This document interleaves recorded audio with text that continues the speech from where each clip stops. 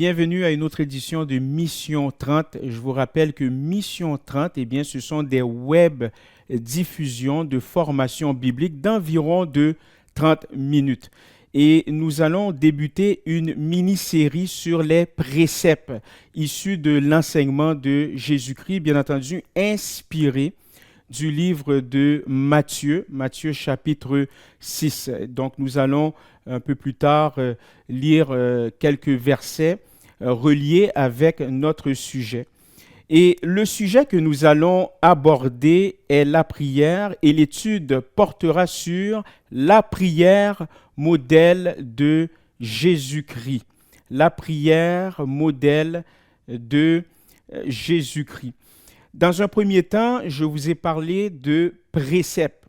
Donc, nous allons étudier quelques préceptes qui sont issus de l'enseignement de Jésus-Christ qu'on retrouve dans l'évangile de Matthieu chapitre 6. Mais il faut comprendre qu'est-ce que cela veut dire précepte.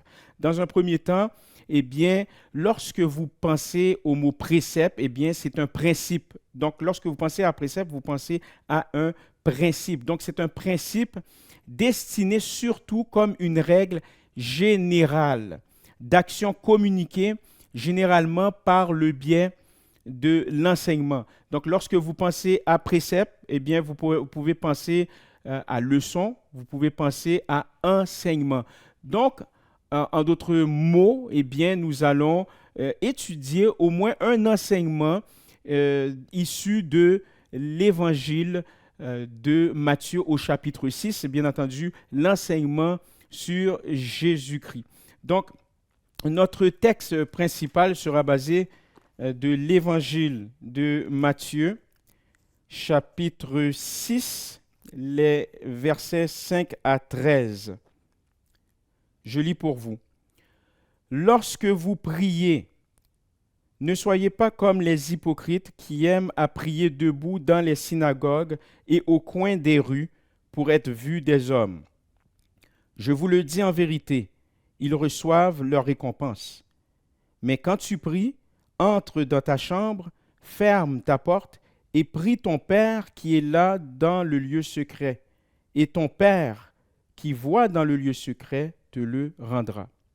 En priant, ne multipliez pas de vaines paroles comme les païens, qui s'imaginent qu'à force de paroles, ils seront exaucés. Ne leur ressemblez pas, car votre Père sait de quoi vous avez besoin avant que vous le lui demandiez. Voici donc comment vous devez prier. Notre Père qui es aux cieux, que ton nom soit sanctifié, que ton règne vienne, que ta volonté soit faite sur la terre comme au ciel. Donne-nous aujourd'hui notre pain quotidien. Pardonne-nous nos offenses, comme nous aussi nous pardonnons à ceux qui nous ont offensés. Ne nous induis pas en tentation, mais délivre-nous du malin, car c'est à toi qu'appartiennent dans tous les siècles le règne, la puissance et la gloire. Amen.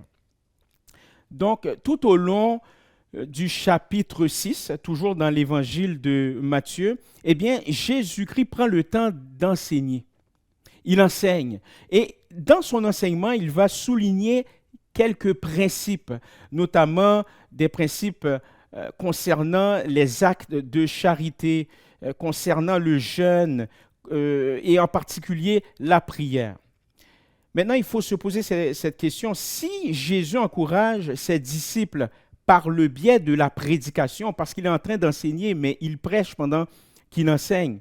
Donc, si Jésus encourage son auditoire, ses disciples, par le biais de la prédication, à mener une vie juste, c'est-à-dire une vie à la gloire de Dieu, une vie selon les standards de Dieu, une vie pour vivre selon Dieu et pour le Seigneur. Mais qu'en est-il de la prière? Mais avant tout, il y a deux principes tirés du livre de Matthieu au chapitre 6. Mais juste avant, j'aimerais, et je trouve ça très important de simplement définir en quelque sorte la prière. Vous savez, lorsqu'on prie, il faut penser à une conversation. C'est une conversation qu'on a avec Dieu, qu'on a avec Jésus-Christ, en d'autres termes. Mais ici, qu'on a avec Dieu. Et la prière, je pourrais vous dire que c'est l'acte de demander à Dieu de faire ce qu'il a promis de faire. C'est incroyable. C'est-à-dire que lorsque vous priez, vous demandez à Dieu de faire ce qu'il a promis de faire dans votre vie. Et sincèrement, cette notion de prière, vous allez voir que c'est modelé dans toute la Bible, par le biais des patriarches, par le biais des rois, les psalmistes, les prophètes, Jésus et les apôtres. Donc, lorsqu'on prie, on le fait par la puissance de l'Esprit de Dieu en tant qu'enfant adopté par le Messie, à savoir Jésus-Christ. Donc, il y a deux principes qui sont tirés du livre de Matthieu, chapitre 6, concernant la prière. Premièrement, ce que vous faites pour Dieu,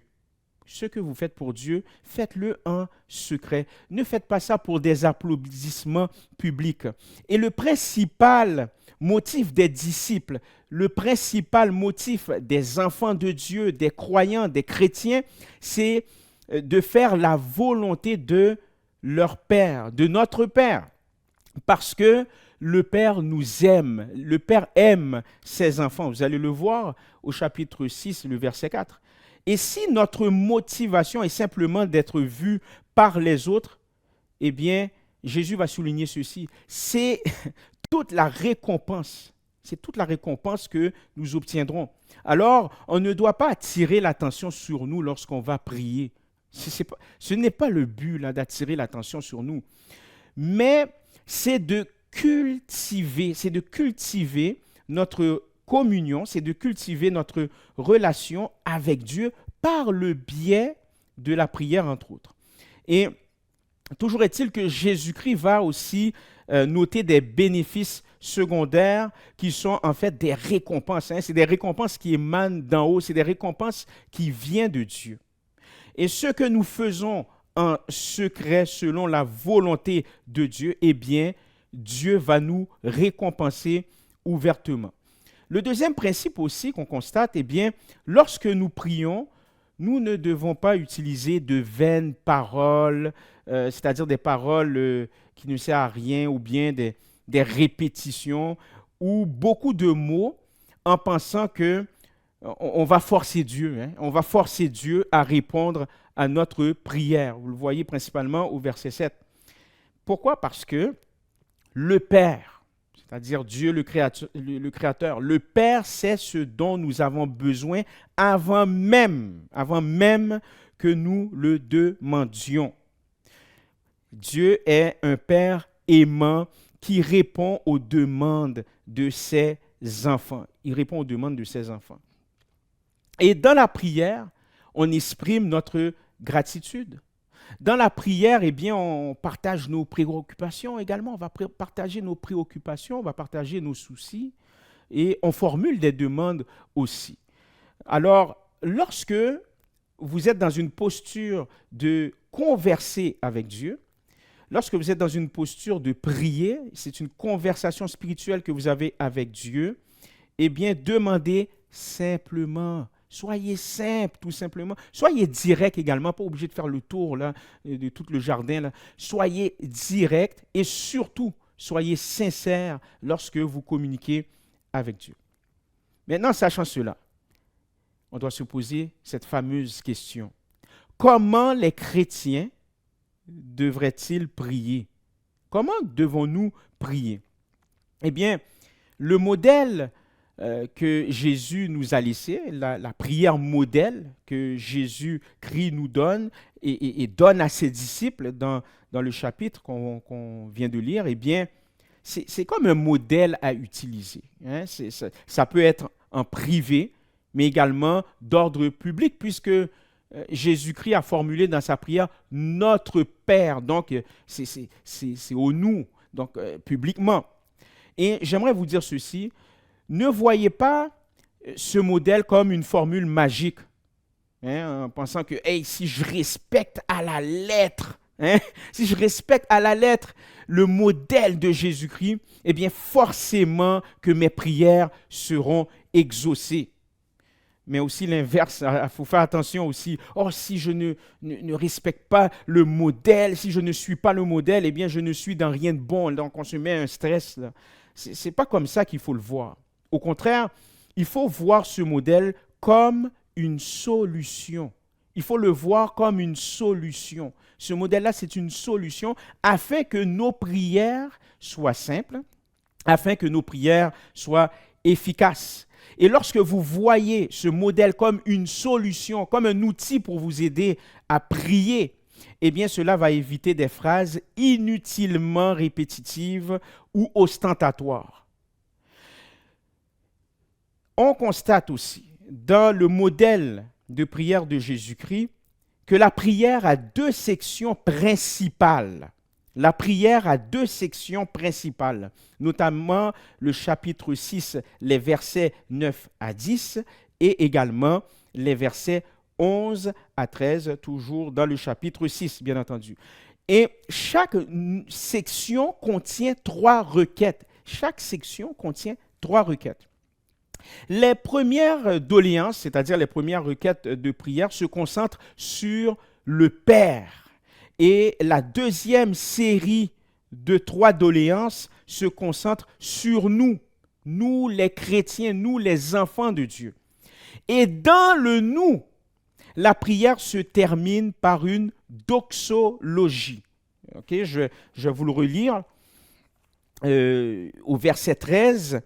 Ne nous induis pas en tentation, mais délivre-nous du malin, car c'est à toi qu'appartiennent dans tous les siècles le règne 1, la puissance 2 et la gloire 3. Amen. Donc, cette partie-là, eh bien, c'est la doxologie. Et j'aimerais simplement vous définir le mot doxologie. Eh bien, c'est une expression habituellement liturgique de louange à Dieu. Donc, lorsqu'on pense au mot liturgique, eh bien, pensez à un ensemble de rites prescrits pour le culte public. Maintenant, la première section, nous allons étudier la première section de prière qui est axée sur Dieu le Père. Eh bien, Matthieu, la première section, j'aimerais simplement vous rappeler encore que c'est chapitre 6, les versets 9 à 10. Eh bien, Jésus va amorcer sa prière avec notre Père qui est aux cieux. Hein? Mais qu'est-ce que cette portion de prière communique? Et vous allez constater que le verbe ici, hein, être, c'est écrit ES. Donc, ce n'est pas une faute d'orthographe parce qu'on le retrouve dans plusieurs versions bibliques. Donc, on peut l'interpréter comme Dieu, il est au-dessus du pronom il. Parce que Dieu, c'est déjà qualifié de je suis. Donc, ne pensez pas que c'est une faute. Donc, notre Père qui est aux cieux. Mais qu'est-ce que cette portion de prière communique? Qu'est-ce que Jésus-Christ a voulu nous enseigner en commençant sa prière, sa conversation à Dieu?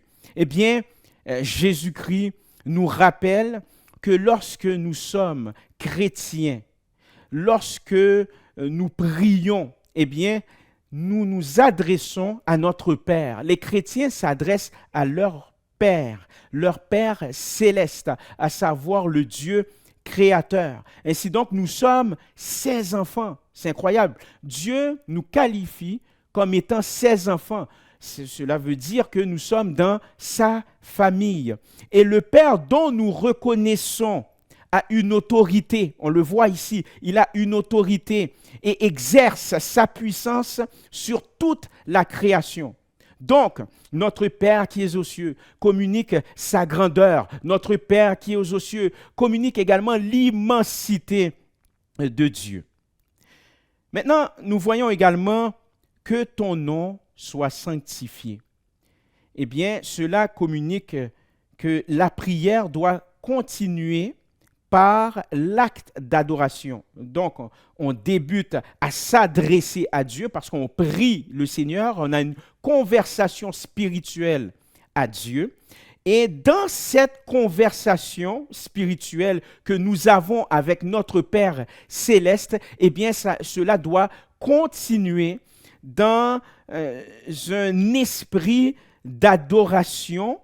Et cet esprit d'adoration se réfère à qui est Dieu, et notamment son caractère, hein, que ton nom soit sanctifié. En d'autres mots, le nom du Père des cieux, le nom du Père éternel, Dieu le Créateur, devrait être vénéré.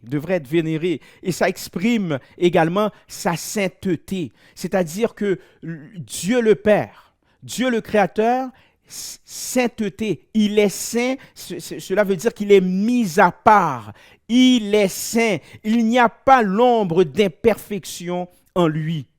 Il est unique en son genre. Il est saint.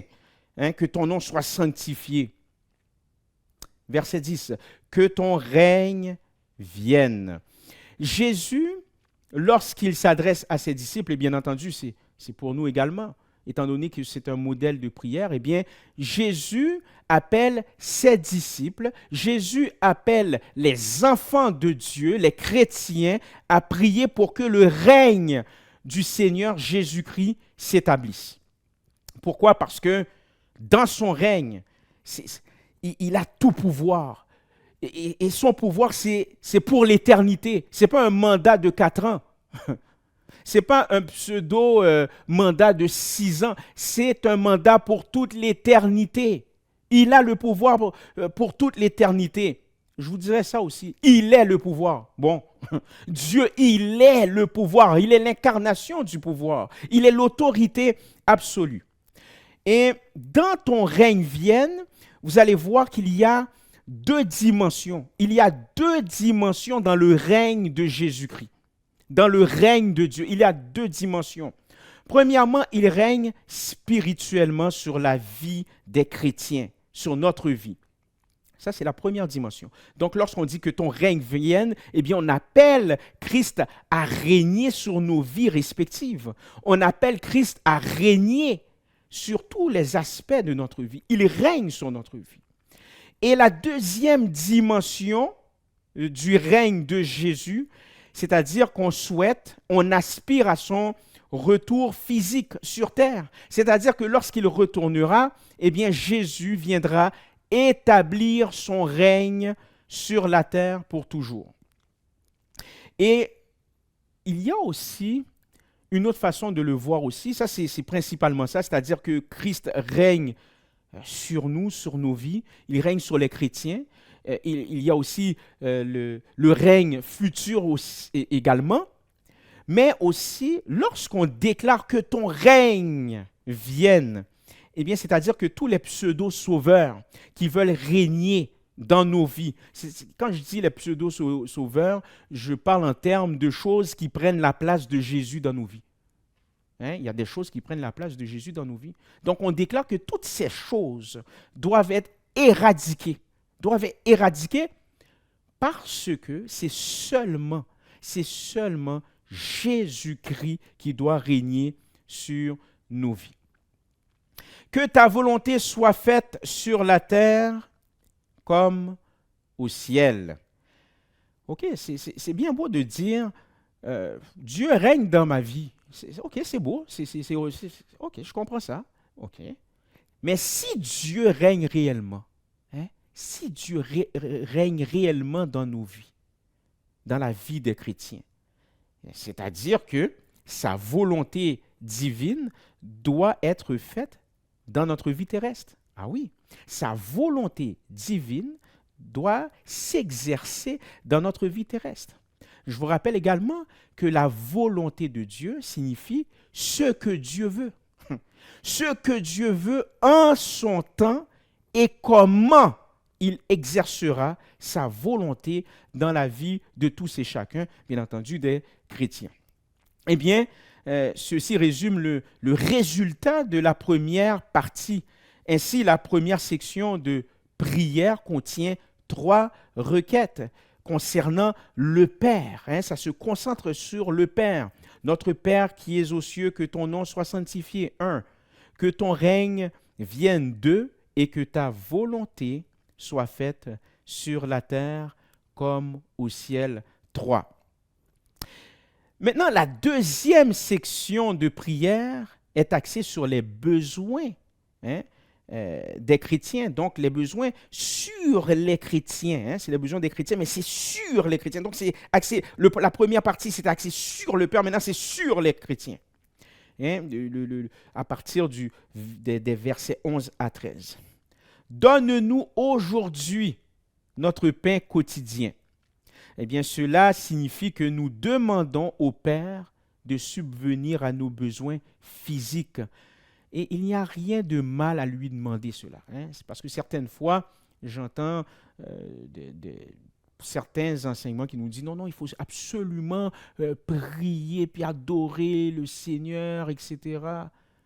Je n'en disconviens pas, mais on vit sur terre, on est des êtres humains à part entière, on a des besoins. Donc, il y a lieu aussi de demander au Père de subvenir à nos besoins. Et en faisant cela, eh bien, on déclare notre dépendance à Dieu. Vous déclarez votre dépendance à Dieu. Dieu, il aime ça. Dieu, il aime ça lorsque vous lui demandez qu'est-ce que vous voulez, selon vos besoins, bien entendu, selon la volonté de Dieu. Et laissez-moi vous dire aussi que dans cette section, ou du moins cette portion des Saintes Écritures, cela signifie que Dieu pourvoit à nos besoins. Et puis, comme je vous le dis, il n'y a rien de mal à demander. Et certaines fois, on a peur de demander à Dieu. On a peur de demander à Dieu parce qu'on a peur du refus. On a peur du refus. Mais certaines fois, j'admets que Dieu ne va pas exaucer vos prières parce qu'il a quelque chose de mieux pour vous. Donc, il ne faut pas voir le refus comme une fatalité. Au contraire, il faut le voir comme étant une bénédiction. Et si Dieu avait quelque chose de mieux pour nous? Donc, c'est comme ça qu'il faut le voir, le refus de Dieu. Il ne faut pas le voir en termes négatifs. Justement, j'ai un fils, hein, mon fils de 12 ans. Mon fils de 12 ans, il est vraiment drôle, il est vraiment cool, ce petit garçon-là. Tout le monde l'aime. Mais, vous savez, mon fils va me demander des choses sachant que je vais refuser. Il n'est pas gêné. Lui, il ne va pas se gêner. Il va me demander des choses sachant que je vais refuser. Ah oui, tu veux des chips à 10 heures du matin? Tu veux manger des croustilles à 10 heures du matin? C'est sûr que je vais dire non. Donc, lui, il sait pertinemment que je vais dire non, mais il s'essaye quand même. Donc, écoutez, si un enfant peut le faire, qu'en est-il de nous? Nous sommes les enfants de Dieu. Nous sommes les enfants de Dieu. Et quand bien même que nous demandons à Dieu, ça peut paraître, notre demande peut paraître boiteuse, mais Dieu va orienter votre prière parce que c'est une conversation à Dieu, ce n'est pas un monologue.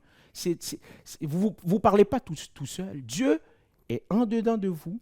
Dieu réside dans votre cœur. Lorsque vous acceptez le Seigneur Jésus-Christ, son esprit descend sur vous.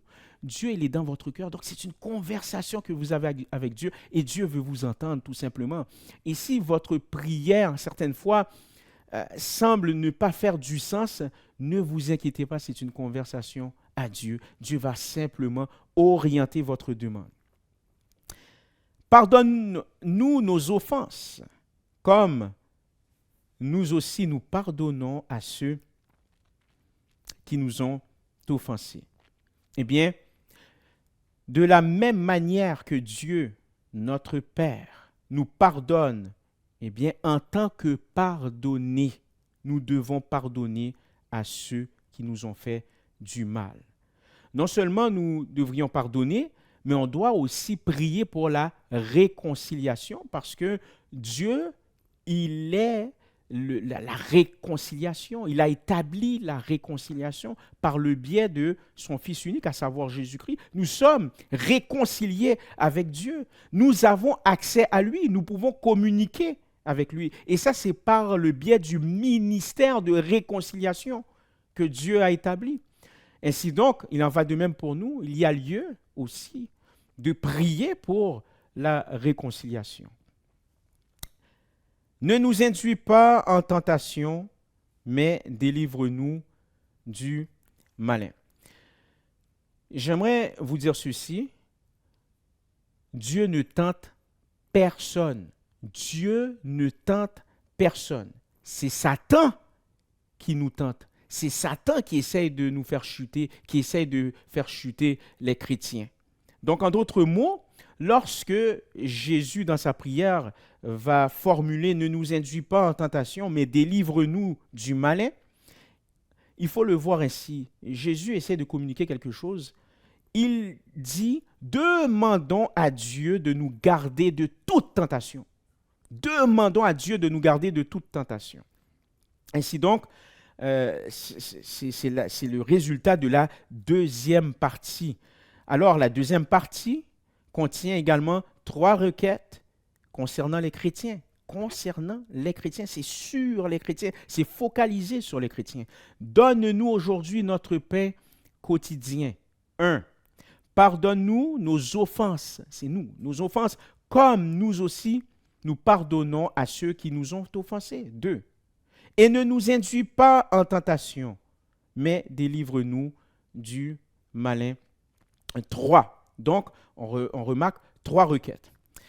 Et le nombre 3 dans la Bible représente la plénitude divine, l'intégralité, la perfection, le Père, le Fils, le Saint-Esprit. Et le nombre 3 a été utilisé pour mettre un sceau divin d'achèvement ou, si vous voulez, d'accomplissement sur le sujet. Or, le sujet porte sur la prière. Ça, c'est-à-dire que ta prière n'est pas en vain. Et ce n'est pas pour rien que Jésus-Christ nous a donné ce modèle. Parce que ta prière est d'ordre divin. Tu t'adresses, tu communiques à un être divin, à savoir ton Père céleste, celui qui est dans les cieux, le créateur de toutes choses. Ta prière, elle est intégrale. Eh bien, entendu, ta prière est parfaite aux yeux de Dieu. Même si tu penses que ta prière, elle est boiteuse, comme je l'avais dit tantôt, mais Dieu, pour lui, qu'est-ce qui importe? C'est ton cœur. C'est ta conversation. Tu prends le temps de parler à ton Père. Tu prends le temps de parler à Dieu. Et comme je te l'ai dit, Dieu va orienter ta prière. Nous remarquons également la doxologie.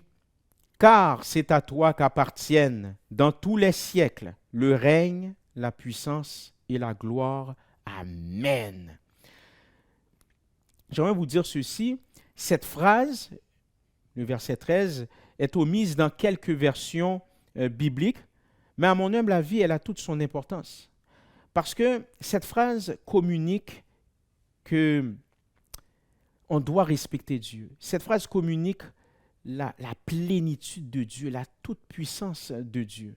Ainsi, Jésus nous enseigne à adorer et à respecter Dieu le Père.